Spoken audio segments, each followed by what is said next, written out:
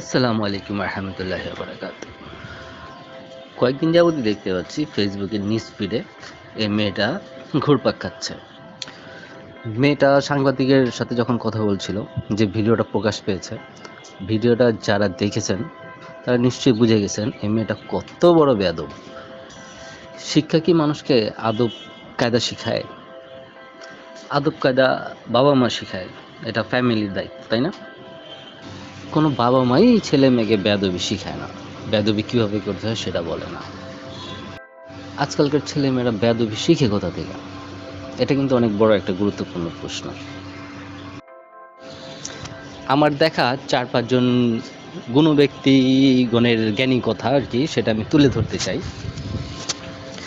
১ নম্বরে আছে আব্দুল মাজিদ রাজীব। তো হয়তো অনেকে চিনবেন, অনেকে চিনবেন না।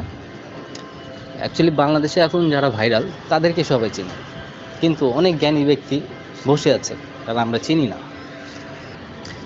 দ্বিতীয় জন মোহাম্মদ হোসেন মহসিন, ইনিও খুব জ্ঞানী লোক।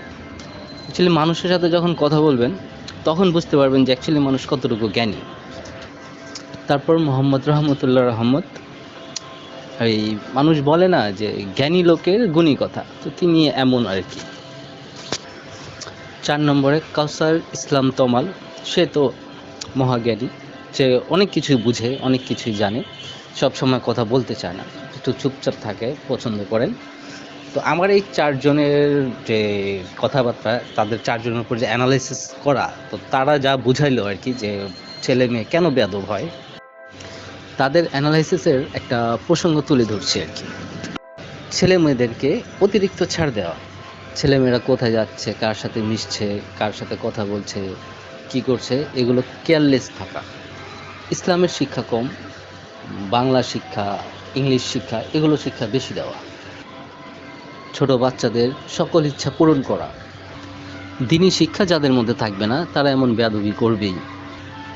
ছেলে মেয়েকে একা রুমে দিয়ে দিছে, একা রুমে সে কী করছে, মোবাইল দিয়ে দিয়েছে, মোবাইলে কার সাথে কথা বলছে, কেমন গ্রুপের সাথে আছে, এগুলো কেয়ারলেস থাকা। এই মেয়ে বেয়াদব না, এই মেয়ে একটা অভিশাপ।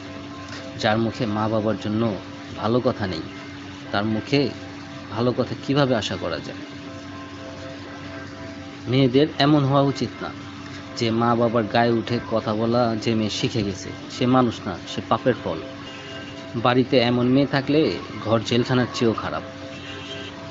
যে মেয়ে মা বাবার সম্মান করতে জানে না, তার কোনো কিছুরই কোনো দাম নাই। মেয়ে হলে নিজের বাড়ি, আর বউ হলে